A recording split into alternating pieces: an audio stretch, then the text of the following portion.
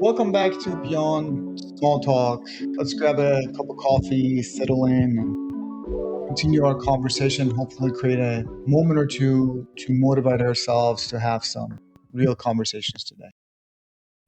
I've been thinking about something over the last couple weeks. Actually, I've been arguing with two psychologists who've been both dead for decades, Freud and Adler. And so, I'm sure they're both very concerned about my opinion. Freud, broadly speaking, would tell me if you really want to understand yourself, you have to understand your story, your childhood, your relationships, the experiences that shaped you, the things you learned about love, safety, success, conflict, the things you've learned about yourself. Adler would come along and say something that would feel very different to me. He would say something along the line of, but your story doesn't get the final word. He's much more interested in what you're doing now, what purpose your behavior serves today, what direction you want your life to move from here. And honestly, I've been sitting somewhere in the middle thinking, I think they're both right. Last episode, we talked about resentment. We asked whether resentment might actually be emotions I haven't named yet. I've continued thinking about that, and another question showed up. Maybe resentment isn't only about emotions. Maybe resentment is about the stories I'm telling myself, the stories about why I'm angry, why I'm disappointed, why I don't trust people, I shut down, why I always feel overlooked, why I believe life should have happened differently. We talked about that quite a bit. That is very relevant in my life. And maybe the story is true, at least partly. But even a true story can begin doing something unhealthy if I never stop to ask what role it is playing in my life today. Before we go any further, let me tell you what I don't believe. I don't believe everything is because of my childhood. And I don't believe my childhood doesn't matter either. I think both of those positions miss something. I'm going to simplify it for myself and hopefully you tag along for this conversation. Imagine a line. On one end, let's say all the way to the right, are people who rarely think about their past. They move on with things like, my parents did the best they could. My dad worked hard. Life wasn't easy for anybody. Stop complaining. Move on. I've lived in that space before. And maybe that's you. Maybe that's how you were raised. Talking about feelings feels weak. Talking about childhood feels unnecessary. Talking about emotions, well, that's for therapists. Sometimes men even take pride in never looking backwards. I've been there. My father never hugged me and I turned out fine. My parents never asked how I felt. Nobody cared whether I was anxious. We just got on with life. Okay, maybe that toughness helped me survive. Maybe it helped me become disciplined. Maybe it taught me resilience. Man, I love all those characteristics. But I wonder, has it also left parts of my life unexplored? You ever heard a friend, wife, or girlfriend say, you never tell me what is going on with you? I have heard that. Or do your friends know the details of your job, your favorite team, your political opinions, and what kind of truck you want to buy, but have no idea what you're actually afraid of in life? Does criticism at work feel much bigger than words that were actually said? Do you find yourself saying, I'm fine?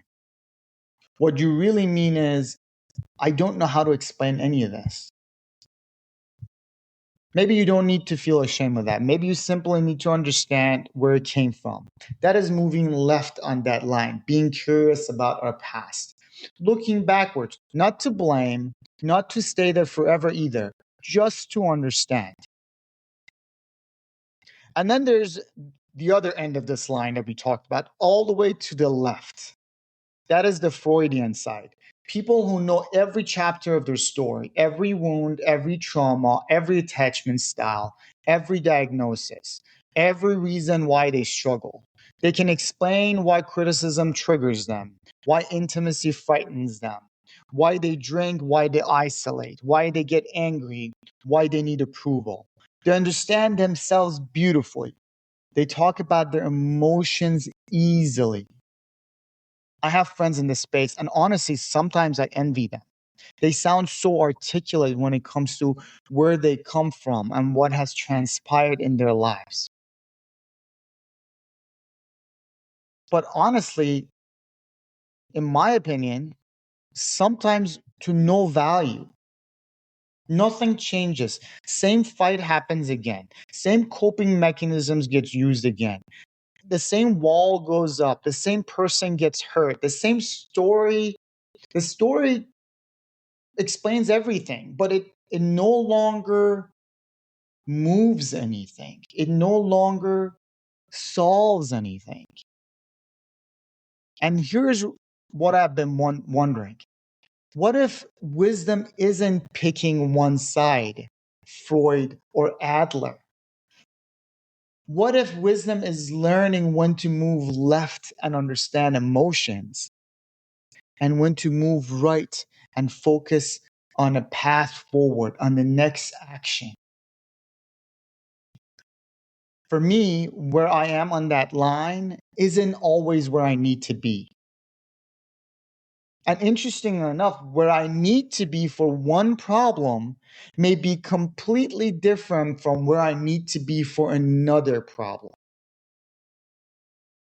That sentence has been bouncing around in my head all week. I kind of wish I thought about this a long time ago. Let's go through some examples.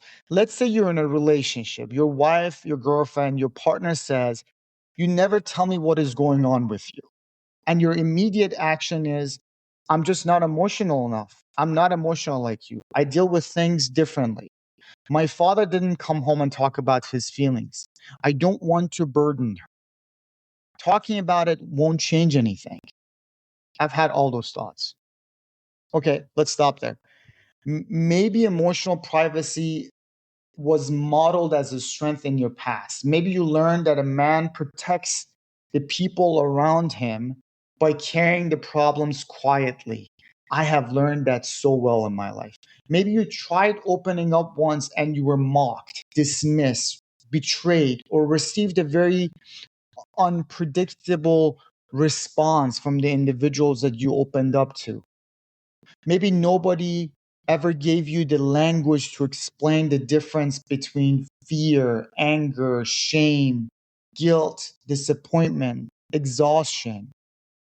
Understanding all of this matters. That's moving left on the line. You're not necessarily cold. You may be simply very fluent in responsibility, but almost illiterate in vulnerability. Of course, it feels natural. Give yourself some grace. But then wisdom asks another question. Does that story serve the relationship I want to have today? The person sitting across me isn't asking me to become someone else. She may not need a 3 hour deep emotional presentation. She may simply need enough truth to know that my silence isn't distance from her. So maybe wisdom sounds something like this. I'm not ready to explain all of it yet, but work has me worried. I don't understand all of it yet, but there is some anxiety brewing up in my heart. I've been carrying it quietly because this is what I know how to do. I don't want you interpreting my silence as me pulling away from your relationship. None of this is weakness in my book. That's not oversharing. That's just one honest sentence, one small movement to the right, one new practice, one actual action that serves my life today. Let's do another example. Maybe you're the man who feels constantly overlooked at work. Your boss questions one of your decisions and it feels like an attack. Someone else gets promoted and suddenly it confirms everything I've always believed. I've lived in this space as well. Nobody recognizes what I do. I always have to prove myself. I work twice as hard and still get overlooked. If I slow down, people will realize I'm not good enough. Maybe that story has roots. Maybe your father noticed results but not effort. Maybe approval was always earned. Maybe you grew up without much security. Maybe as an immigrant or the first person in your family to enter a certain profession, you learned that simply belonging was never enough. You had to outperform. I've heard a lot of those from a lot of good men in the community of friends that I have. Moving left helps me understand why ordinary feedback can feel like rejection, like an attack. Why being passed over can feel less like one professional decision and more like confirmation of an old fear. That understanding gives me compassion. It allows me to say this reaction is not entirely about today. But then wisdom moves right. What does the professional or leader I want to be today do right now? Maybe I ask my boss for clear expectations. Maybe I stop assuming silent sacrifice will eventually be noticed. Maybe I learn to advocate for myself. I've been working on that quite a bit. Maybe I ask for the promotion. Maybe I receive criticism without treating it like a verdict on my worth. Maybe I update my resume. Maybe I decide that this company is not going to give me what I need and I need to leave, but without spending the next 5 years resenting everybody who stayed. Understanding the story matters, but the story cannot negotiate a promotion for me. I cannot, it cannot, that story cannot set a boundary. That story cannot make the phone call. At some point, me and my wisdom have to move right. Let's bring fatherhood into this because that's very relevant to many of us, and many of us care about fatherhood type conversations because this line shows up in this conversation in a very powerful way. Maybe your wife keeps saying, "Why don't you ever talk to your daughter?" Or your son doesn't come to you anymore. And the immediate thought is, I don't know how. My dad never did that for me. My mom handled all the emotional stuff. My dad loved us. He worked really hard. He wasn't mean. He just wasn't that kind of emotional dad. Again, understanding that matters. Nobody showed you how to sit down with a teenage daughter or a teenage son and ask what is really going on. Nobody modeled how to tell my son, I notice you haven't been yourself lately. Talk to me. Maybe emotional conversations feel awkward because it is genuinely a skill I never learned. That is moving left. Understanding that is moving left. But then wisdom asks, does that story serve my family today? My daughter doesn't experience my father, she experiences me.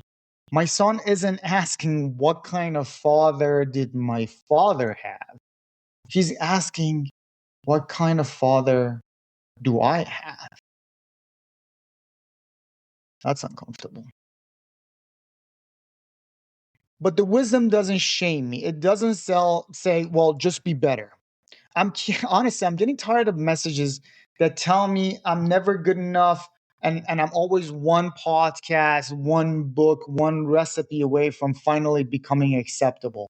That's not what I mean.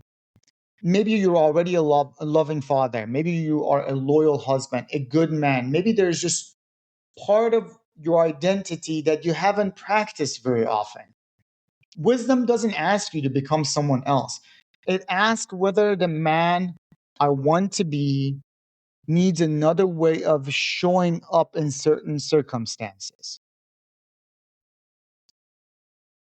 Maybe it sounds like, hey, buddy, I'm actually not very good at these conversations. Nobody really taught me how, but I don't also want there to be distance between us. Can you help me learn? Can you help me do this together? Man, can you imagine hearing that from your father? I would probably remember it for the rest of my life. Maybe my wife is naturally better at connecting emotionally with my children. Maybe instead of disappearing into the garage, checking my phone, turning on ESPN, I stay, I listen. I watch how she asks questions. I just support her with one affirmation. That makes sense. You're right. We should do that. I can understand why that hurt. I don't need to become the family therapist. I can't do that. I don't have it in me. And again, I didn't learn how to do that. It was never modeled for me. But I can stay in the room. I can practice. Not because somebody's forcing me, because the man I want to live as today may require a skill the boy I once were never learned. Here's another place this shows up for me: friendship. A lot of men say, I have actually said this, I don't really have close friends. And maybe that is true. But sometimes we say it as though close friendship is something that simply happens to lucky people. Maybe your family moved constantly when you were young. Maybe you were bullied. Maybe you learned that men compete with each other more than they confide in each other. Maybe most of your friendships have always been built around a certain activity: sports, work, golf, the gym, fantasy, football. That's been the case for me. There's nothing wrong with any of that, in my opinion. Sometimes friendships start shoulder to shoulder before they become face to face. I think that happens for many men. Most of us are just more natural in developing friendships that way. Moving left helps me understand why closeness may feel risky or unfamiliar. Why calling another man just to say, I'm not doing great today, or I have too much anxiety, I'm dealing with a lot of stress, can feel strangely uncomfortable. Understanding my past to explain why that feels uncomfortable matters. But then wisdom moves right. Have I actually invited one of men that I already have in my life to do anything beyond small talk? That is an opportunity for me. Maybe the first step is not finding a brand new best friend. Maybe it's looking at the guy I already watched football with and saying, man, I've been caring a lot lately. Can I run something by you? That is it. One sentence. I don't need to create a men's retreat in the middle of halftime of a football game. We just practice going one level deeper.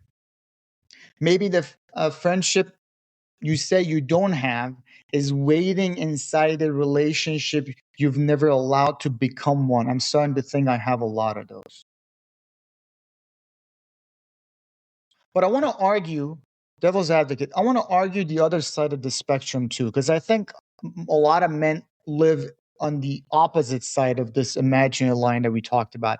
I certainly have a few friends, and at times, especially recently, as I do more reflection and studying my past and the human psyche, I find myself on the other side of the spectrum quite a bit too. So these are men who spend years understanding themselves. Therapy, books, podcasts, recovery, church. They figured out why they drink, why they isolate, why they use sex or pornography to escape, why criticism make them angry, why they bury themselves in work, why they disappear from friends when life gets difficult.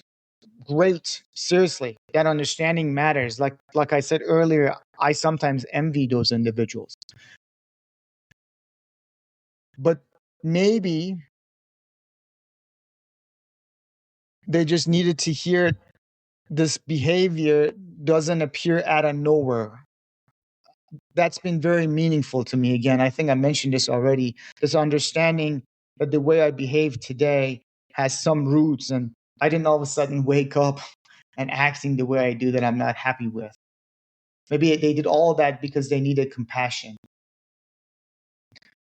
They needed the understanding that their nervous system learned how to survive before they learn how to live peacefully. That is incredible work.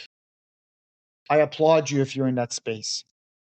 But then why is it that Friday afternoon comes, stress hits? Let's say his boss criticizes him, his wife is disappointed, maybe the house is a little louder than he wants it to be. The future feels uncertain because he has some question marks coming up. And suddenly he's back at what I sometimes think of as I call factory setting, the default setting. So I know all of that. I've studied all of that. I'm so in tune with my emotions. I understand my wounds. I know where I come from. I know how my dad has been, how my mom has been. I understand and articulate all the trauma that has happened in my life. I go to therapy all the time. But the moment that stress triggers or whatever trigger that gives you a hard time in your life, and then all of a sudden I go back to factory setting, the drinking, the use of screening, binging of Netflix, the rage, the silence, aimless driving around, working in the office more than I need to, the isolation. And afterwards, I live with this feeling of, I know better. I'm better than this. Why am I still doing this? That question has been bothering me. Why do we keep returning to patterns we already understand? If understanding is so important, if Freud says I need to understand the left extreme side of that line really well, and some of us have got to a point where we understand all of that, why do I have to keep remembering things I already know, especially when that trigger happens? And I think part of the answer is this: stories are fast. They build up very quickly in my head and they play on repeat very quickly. But wisdom is slow. Under stress, my brain does not calmly say, Sean, let's consider Freud and Adler before we respond.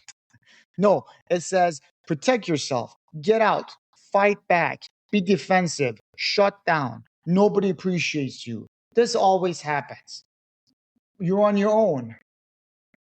These stories move very quickly because they're so familiar that I have practiced them for years. My wisdom has so much catching up to do. Let's do a few examples again to hopefully have this resonate with a few of you listening. Think about a man who receives a text from his wife. We need to talk tonight. Before he even gets home, the story may already be writing the conversation. She's never satisfied. I can't do anything right. She doesn't appreciate how hard I work. Or maybe his default is the opposite. It's probably nothing. I'm not discussing feelings tonight. She'll get over it. One man gives the past way too much power, and the other refuses to look at it at all on the other side of that line. Both react before they understand what is actually happening. The facts have barely arrived, but the story is already halfway through the trial. It's just, like I said, it's on repeat already. Another example, this happens to me sometimes. A man receives an email from his boss. Can you stop by my office? There's all it says. But within 30 seconds, he's either been fired, exposed as a fraud, or deeply disrespected. And that deeply disrespected part is one that's very relevant to me. He walks into the office defensive, cold, ready to explain himself. And maybe the boss simply wanted an update. But the man wasn't responding to the email. My reaction wasn't responding to the email. I was responding to every moment in my life where authority felt unsafe or approval felt the opposite, felt conditional. The present event was small, but the story was enormous. Another one. Maybe a close friend doesn't return your call. The story arrives quickly. He doesn't care. I'm always the one making the effort. This is why I don't rely on people. Again, I've had some of these feelings before. So you stop calling. You withdraw. You quietly punish him. A week later, you learn his mother was sick. His marriage was struggling. Or he simply forgot. But by then, I was not reacting to my friend. I was reacting to abandonment. Again, stories are fast, wisdom is slow. And that is why clarity matters so much to me. Before wisdom can tell me whether I need to move left or right, consider my past, or take action, I have to slow down long enough to understand where I am at right now. I have to pause. And not for 3 days. I'm not asking to pause forever. Life moves too quickly. But just a few seconds may be enough to say, what story just showed up? What am I assuming? Am I reacting to what is happening now or to something this reminds me of? Am I reacting to something that is happening now or a story that this reminds me of? Do I need to understand an old wound here? Or have I understood this wound long enough and now I need to make a different choice? The pause is not weakness. I have to remind myself this, Sean. The pause is not weakness. The pause may be the strongest thing I do today because reaction is automatic. Reflection is intentional. And boy, do I need to be more intentional at times. At some point, understanding is not the next step. Boundaries are, action is, practice is. Maybe wisdom says, I know stress makes me isolate, so I call someone before I disappear. I know conflict makes me shut down. That is a thing for me. So I ask for 20 minutes to calm down and I promise to come back and actually come back to that conversation, not run away from it, but ask for a pause to calm down so I react to it intentionally. I know loneliness makes me vulnerable, so I stop pretending I don't need people. I know resentment grows when I say yes to things, like I said, that's a thing for Sean. So I practice a respectful no. I know criticism makes me defensive, so before I explain myself, I ask one question. I know that after a bad day, I'm likely to reach for an old coping mechanism, whatever that may be. So I decide what I will do before that bad day arrives. Bad days come. Who doesn't have a bad day? So if I have an understanding of a coping mechanism that I don't want to do anymore, I pause and think about what I'm going to do in those circumstances. Understanding tells me where the danger is. Wisdom helps me build the guardrail around it. That's the difference. To me, I'm not pretending my past doesn't matter. No, Mr. Freud, please don't be disappointed in me. I'm refusing to let it automatically make tomorrow's decision for me. And maybe that's where resentment begins to lose some of its grip for me because my resentment, at least, loves yesterday. It loves replaying the argument, rewriting the injustice, keeping score. My resentment loves to keep score, proving that I was right to feel that way. Maybe resentment can also become information. and information only.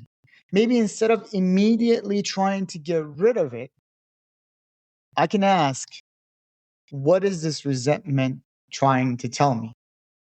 Maybe it's telling me there's something in my past I never grieved. I have some of that. Let's move to the left and think about that. Maybe it's telling me you keep agreeing to things you don't want to do. Move right, set a boundary, learn and practice how to say a respectful no. Maybe it's telling me I feel invisible in this relationship. Move left long enough to understand what wound that represents, and then move right and have that conversation with the right person. Maybe it's telling me I built my entire identity around being needed, and now I'm angry that everybody needs me. That stinks. That needs a pause to understand where it is coming from. And again, what I'm going to do about it today. Maybe it's telling me I'm comparing my life to a timeline reality never promised me that needs compassion, it needs acceptance, it needs a new plan. It needs all three of them: compassion, acceptance, and a new plan. Wisdom keeps asking, what does today need from me? Not forever. What does today need from me? Do I need understanding? Do I need courage? Do I need to forgive? Do I need to apologize, to grieve? Do I need to stop explaining and take one practical step? I don't know, man. I wish I had figured all of this out. I don't.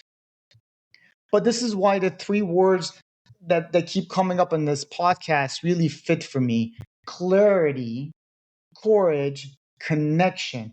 Clarity, my friends have heard me talk about clarity a lot, and I'm probably annoying him some. But clarity helps me notice that I've gone into that factory reset, into that default mode. It helps me ask, what story am I telling myself? How fast am I letting these stories tell me what to do today? Are they about today? Is this about yesterday? Am I ignoring my past? Or am I living in my past? That's clarity. So important. Courage helps me decide what I'm going to do with that information. Maybe I need to look backwards honestly. Maybe I need to move forward intentionally. Maybe I need to stay in some uncomfortable conversation for a few minutes later. Maybe I need to say I'm hurt. Maybe I need to say I'm wrong. Maybe I need to ask for help. Maybe I need to stop waiting for someone to notice things that I've not communicated before.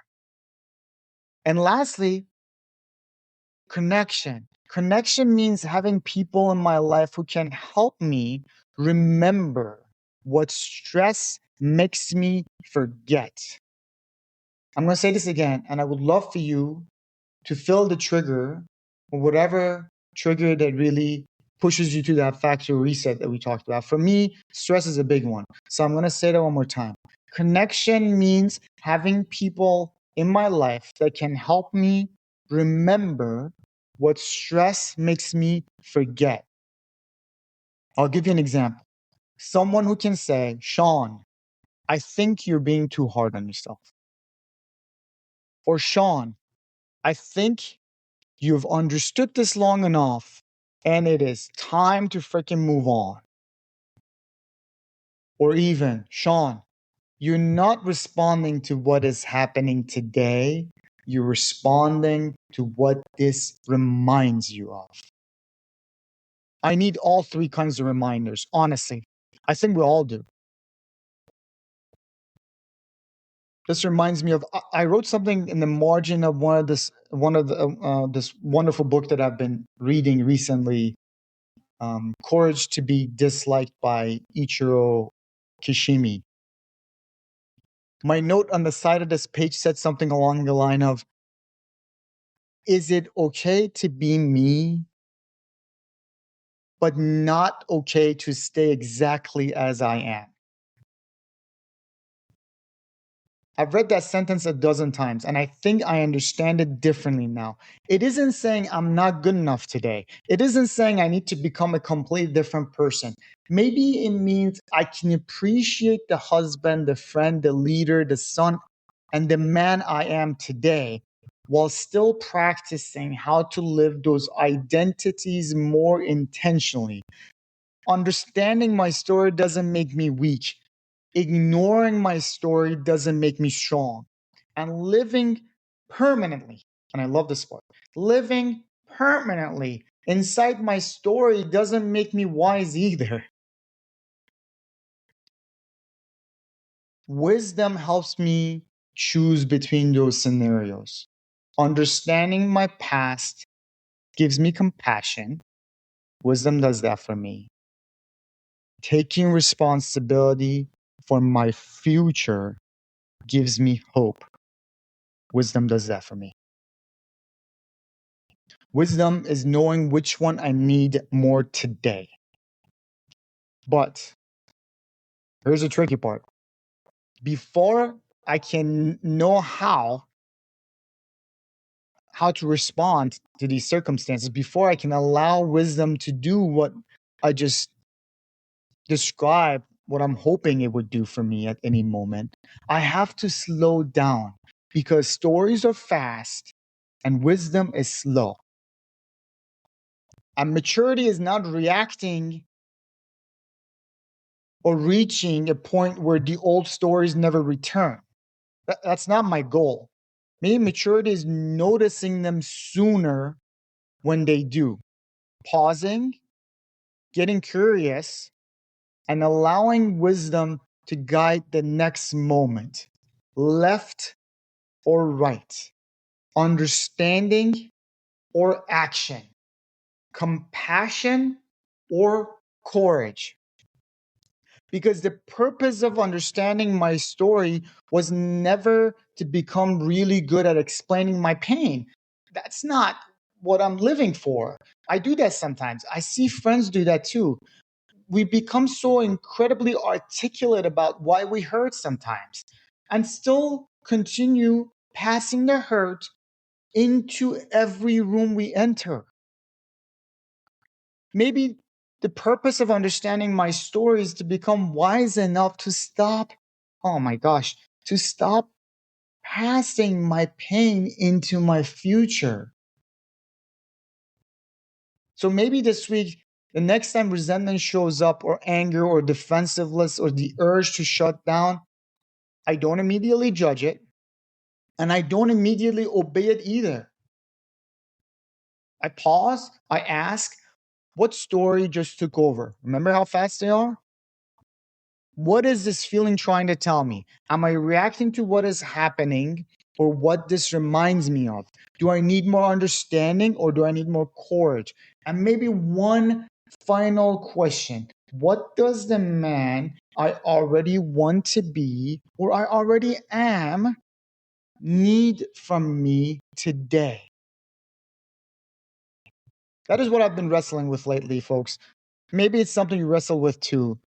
As we go our separate ways, I invite you to practice that imagining line between Freud and Adler, between understanding your past and taking responsibility for what comes next. Next, where does that line show up in your life? Where are you on that line today? Where you are on that line today, is that the right spot for what you're dealing with today? Because remember, where I am on that line may be different from one problem to another, worse, one circumstance to another. This week, look for one moment when an old story begins to take over. Pause long enough to notice where you are on that line and let wisdom decide where you need to be. Maybe you need to move left and offer yourself more grace, more understanding. And maybe you need to move right and take one practical step forward. Let's find those moments. Let's practice the pause. Let's choose what is needed to live a little more intentionally, a little more peacefully. And here's the exciting part. In our next episode, we're going to continue this conversation from a slightly different perspective, because what I've shared with you today are just simply my perspective. But I'm going to sit down with Matt Winger, Executive Clinical Director at Begin Again Institute, the person who spent years working with men around relationships, addiction, recovery, trauma, emotional health with many men and women. And I want to ask them some of the same questions we've wrestled with today. How much should our past explain our present? How do we know our understanding? When our understanding is enough? Or is it time to act? And why, when life gets hard, do so many of us seem to go right back to our factory settings? It turned out into a really good and wonderful conversation. It was incredibly thoughtful and meaningful to me. I think you're going to enjoy it as well. And I really hope you come for that discussion. For now, until next time, this is Sean saying goodbye, and let's go beyond small talk. Thank you for listening to today's episode. I would love to hear your thoughts on today's conversation. Where in your life do you need to go beyond small talk right now? Maybe with your partner, maybe with a friend, a family member, or maybe just with yourself. Leave a comment, send a message, or share this episode with someone who came to mind while listening. And if these conversations are meaningful to you, consider subscribing and following the podcast. As always, thank you so much for being part of the conversation.